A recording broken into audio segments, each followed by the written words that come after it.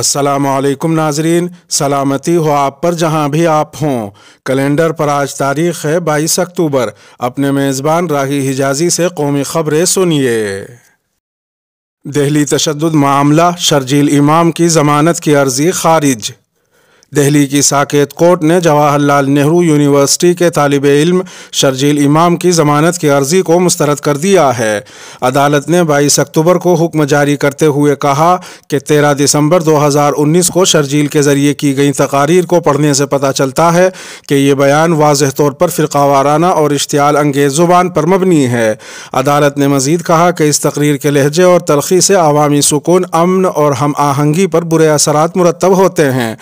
عدالت نے اپنے حکم میں وویکانند کا بھی حوالہ دیا کہ ہمارے خیالات جیسے ہوتے ہیں ہم ویسے ہی بنتے ہیں، لہٰذا آپ جو سوچتے ہیں اس کا خیال رکھیں، کیونکہ الفاظ ثانوی ہوتے ہیں لیکن خیالات زندہ رہتے ہیں اور وہ دور تک پہنچنے کی صلاحیت رکھتے ہیں۔ مسجد میں غیر ملکی فنڈنگ کا معاملہ، عدالت نے 4 ملزمین کو بری کیا۔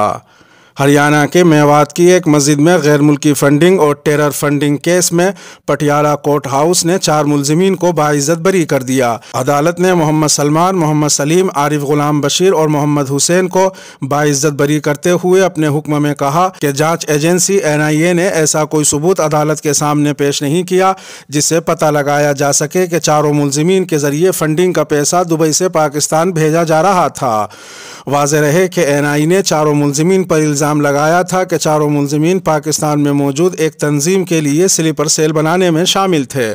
NIA کے الزام کے مطابق 4 کو پاکستانی تنظیم فلاح انسانیت فاؤنڈیشن سے عارضی طور پر رقم حاصل کرنے کے لیے گرفتار کیا گیا تھا۔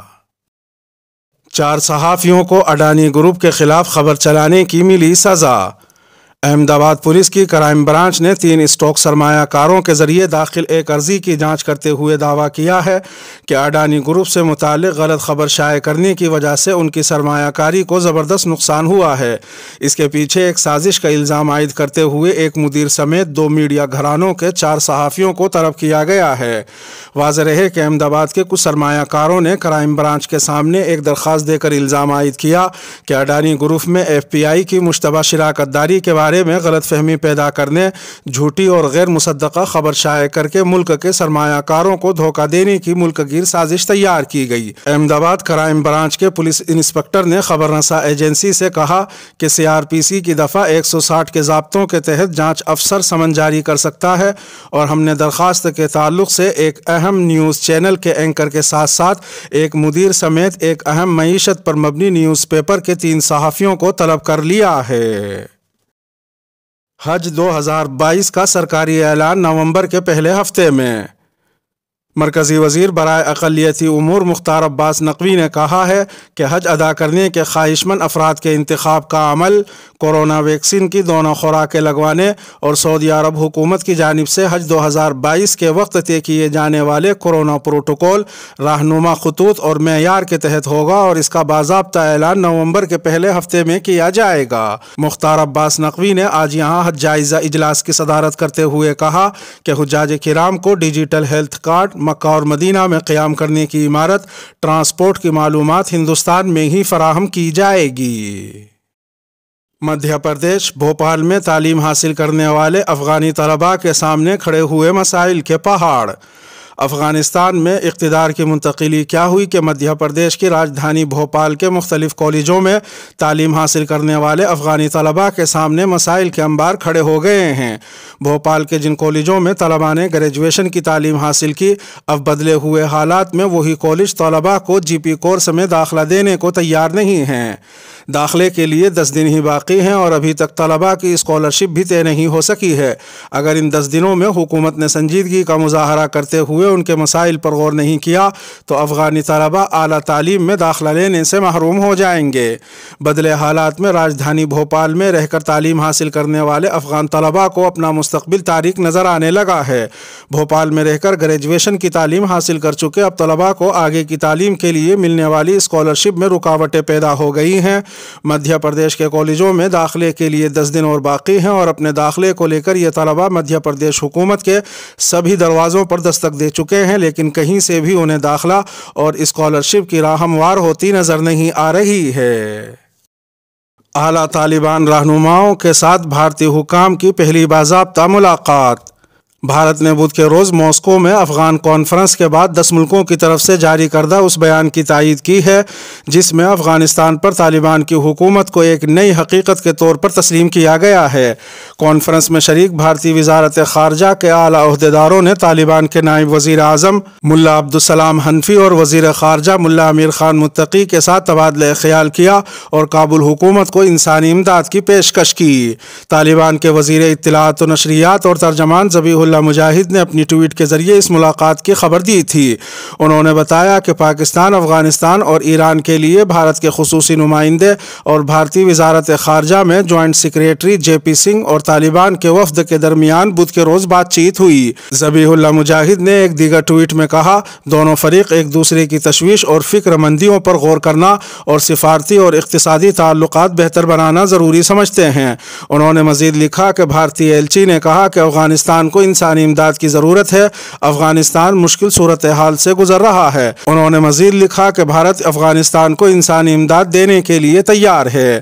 بھارت نے طالبان کے نائب وزیر اعظم اور دیگر رہنماؤں کے ساتھ اس ملاقات کے بارے میں فی الحال کوئی تبصرہ نہیں کیا ہے، تاہم حکومتی ذرائع نے اس ملاقات کی تصدیق کی ہے اور کہا ہے کہ بھارت گیہوں اور دیگر اشیاء کی ایک بڑی کھیپ افغانستان کو انسانی امداد کے طور پر بھیجنے پر غور کر رہا ہے۔ ذرائع کے مطابق نئی دہلی جلد ہی 50,000 میٹرک ٹن گیہوں اور ادویات روانہ کرنے والا ہے، تاہم بھارت چاہتا ہے کہ اس کی تقسیم اقوام متحدہ کے ذریعے کی جائے۔ سنیکت کسان مورچے نے یوگیندر یادو کو 1 ماہ کے لیے معطل کیا۔ 1 ماہ تک یوگیندر یادو کسان مورچے کا حصہ نہیں رہیں گے کیونکہ سنیکت کسان مورچے نے ان کو 1 ماہ کے لیے کسان مورچے سے معطل کر دیا ہے۔ کسان مورچے نے یوگیندر یادو کے خلاف یہ کارروائی اس لیے کی کیونکہ یوگیندر یادو لکھیم پور تشدد کے بعد بی جے پی کے کارکن شبھم مشرا کے گھر گئے تھے اور شبھم کے گھر والوں سے مل کر ہمدردی کا اظہار کیا تھا۔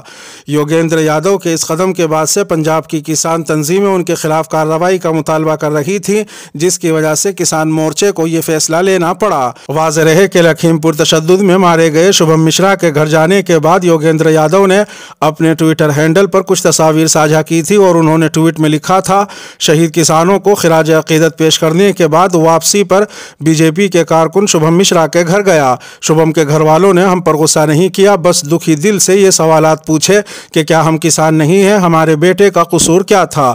ان کے سوال میرے کان میں گونج رہے ہیں۔ بی جے پی آفت میں اتسو منانے میں مشغول ہے۔ سماجوادی پارٹی کے سربراہ اکھلیش یادو نے ریاست کی یوگی حکومت پر آفت میں موقع کا طنز کستے ہوئے کہا کہ کوئی زندہ رہے یا مردہ یا کیسی ہی آفت کیوں نہ آئی ہو، بی جے پی ہمیشہ اتسو منانے میں مشغول رہتی ہے۔ سماجوادی پارٹی کے سربراہ نے آج یہاں اپنے بیان میں کہا کہ بی جے پی اقتدار میں کسان بدحال ہیں، ان کی آواز گاڑیوں سے کچلی جا رہی ہے۔ کسانوں سے بی جے پی حکومت نے جو وعدے کیے تھے سب جھوٹے ثابت ہوئے، باوجود اس کے بی جے پی بڑے بڑے اشتہارات کی ہورڈنگز سے عوام کو گمراہ کرنے میں مشغول ہے۔ انہوں نے کہا کہ کورونا بحران میں ریاست کو خوفناک بحران سے گزرنا پڑا، اموات کا سلسلہ نہیں رک رہا تھا، لاشیں بھی ٹوکن سے جلانے کو لوگ مجبور تھے، اسپتالوں میں دواؤں کی کمی سے مریض تڑپ رہے تھے، آکسیجن کے لیے چاروں طرف ہنگامہ تھا۔ اس پر دکھ کا اظہار کرنے کے بجائے بی جے پی قیادت گھنٹی تالی بجا کر خوشیاں منانے میں لگی رہی۔ انہوں نے مزید کہا کہ کورونا اموات کا اتسو منا کر بی جے پی نے عوام کے زخموں پر کیا ہی خوب مرہم لگایا ہے۔ اس کے ساتھ ہی قومی خبروں کا اختتام ہوا۔ عالمی خبروں کے تھم نیل پر ٹچ کر آج کی عالمی خبریں بھی سن سکتے ہیں۔ اپنے میزبان راہی حجازی کو دیجیے اجازت۔ سلامتی ہو آپ پر جہاں بھی آپ ہوں۔